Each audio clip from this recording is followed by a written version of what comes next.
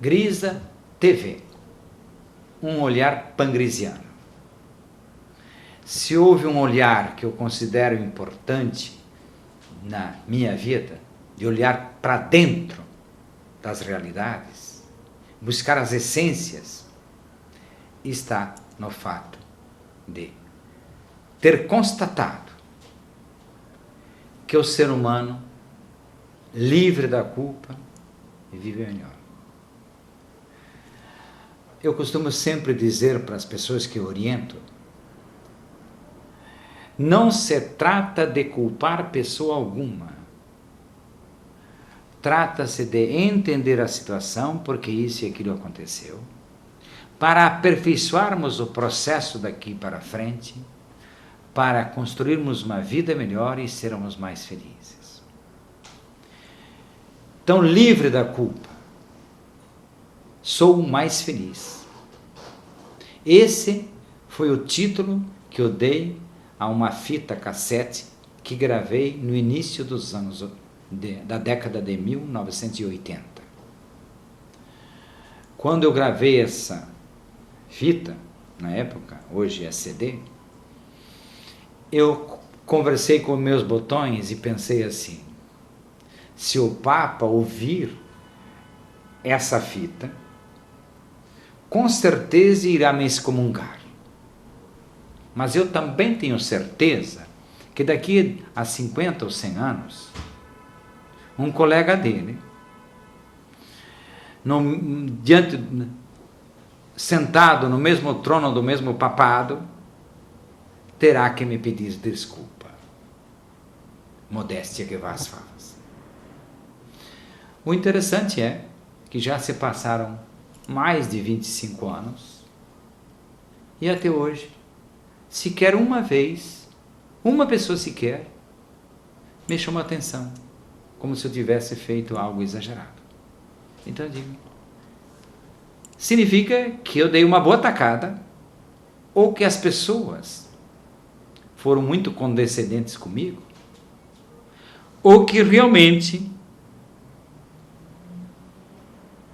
a percepção desta realidade é mais verdadeira e profunda no ser humano do que parece à primeira vista.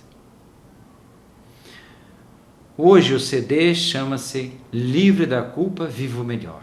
Sim, todas as pessoas vivem melhor quando constatam que não são culpadas. E não são, eu digo até que perdão para quem não é culpado é muito pouco. Sim, porque as pessoas, como falamos já neste programa, fazem sem querer. E se você faz sem querer, você não pode ser considerado responsável e muito menos culpado. Porque o ser humano não é tão livre quanto parece, ou quanto se propalou. Eu digo que esse é um engano milenário e planetário. Afirmar que o ser humano é livre e dotado de livre-arbítrio. Sim, o ser humano tem possibilidade e capacidade para desenvolver e conquistar a sua liberdade verdadeira. E poder escolher com clareza, exercendo o seu livre-arbítrio entre isso e aquilo. Eu costumo coçar o nariz. Depois. Bem, eu sempre afirmo que as pessoas muitas vezes são julgadas de forma apressada. Porque eu digo, pensa lá, por acaso algum dia você fez alguma coisa por pura maldade, por pura ruindade, por ser vergonhice mesmo, ou até mesmo por ignorância total? Com certeza não. É só você analisar e perceber que você sempre tentou fazer o melhor. Você buscou fazer o melhor. E não fez melhor por quê? Não fez melhor porque não sabia ou não podia fazê-lo. Porque você, eu e todos nós sempre e somente fizemos o melhor que sabíamos fazer e o melhor que podíamos fazer. E se não fizemos melhor, é porque não sabíamos fazer melhor do que fizemos, ou porque não podíamos fazer melhor. E não podíamos fazer melhor por fatores e circunstâncias externas, alheias à nossa vontade, ou por condições internas. Condições internas que hoje nós identificamos como programações mentais e características de personalidade. Se você se sentiu motivado para ler o livro O Jogo e a Estrutura das Personalidades, que nós já mostramos aqui em programas anteriores, você já percebeu que o ser humano tem características de personalidade diferentes.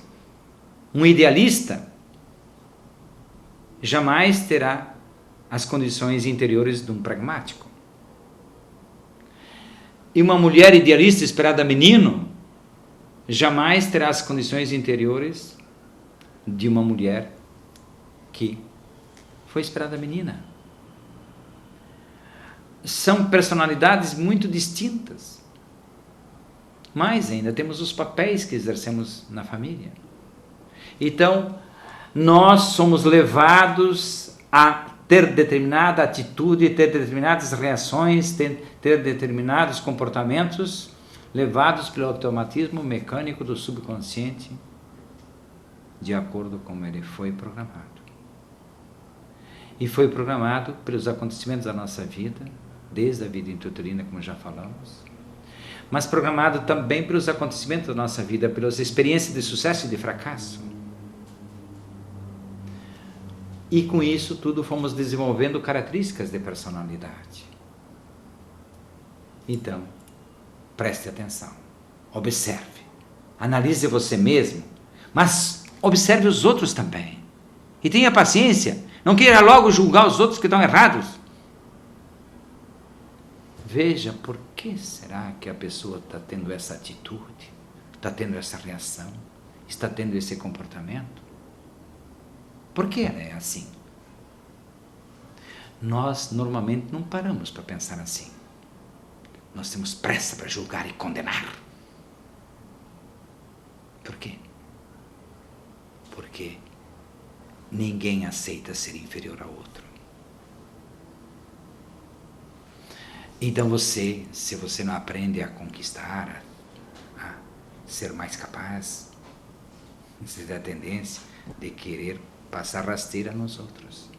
Eu costumo dizer que o invejoso é sempre aquele que não é competente.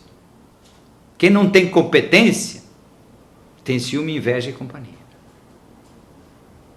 Como a pessoa incompetente não se sente capaz de chegar no estágio superior que a outra pessoa está, ele tenta derrubá-lo pela inveja, pela sacanagem, para que o outro se torne pelo menos do meu tamanho. Então, vamos perceber que a culpa não é tão real quanto você falou. Mas a culpa não tem nada a ver com Deus. Meter o Deus nessa história. Meter o Criador do Universo nessa história, eu já disse para o Criador do Universo. Um dia, os seres humanos te apelidaram. E depois, ainda te caluniaram.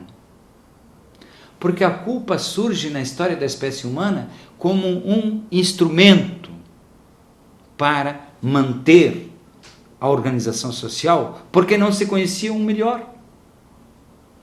Então, a culpar o outro, até prometer castigo, ou dar castigo, tudo isso já serviu para manter uma organização social um pouco mais adequada de acordo com a percepção de quem comandava o processo.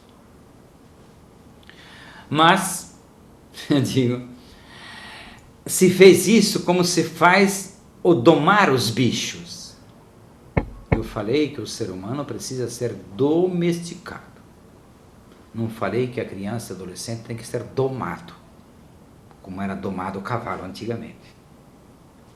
Eu lembro da minha infância, quando o domador de cavalos passava na frente de casa levantando poeira na rua, que não era calçada nem asfaltada. Levantava pó, levantava poeira, quando dizia. Lá vai o cara domando o cavalo. Então eu digo, também enfiava as esporas na barriga do cavalo, coitado. Mas hoje nós sabemos que podemos domesticar cavalos com mais carinho e atenção, como já passou um programa dias atrás numa das televisões. Mas também nós podemos aprender, sim, a saber que criança, filhote humano, também precisa ser domesticado. Mas pode ser domesticado sem precisar domá-lo. Mas tem que ensiná-lo a aprender disciplina, organização, trabalho, dedicação, e com esses 4 elementos conquistar a competência. E, repetindo o que eu já disse um dia, pessoa competente não precisa roubar, nem mesmo lá no Senado ou na Câmara dos Deputados, ou na Assembleia Legislativa, ou qualquer outro lugar, ou na Secretaria, ou no Ministério. Pessoa competente não precisa roubar, e muito menos pedir esmola. Nós temos que ensinar as pessoas a pescar, para que não precise pedir esmola. E aí as pessoas vão se sentir mais felizes também, sentir-se mais vencedor, e não apenas pedinte, e não apenas assaltante, e não apenas criminoso. Ninguém mata por coragem, só mata por medo. Num dos próximos programas abordaremos esse tema. Obrigado.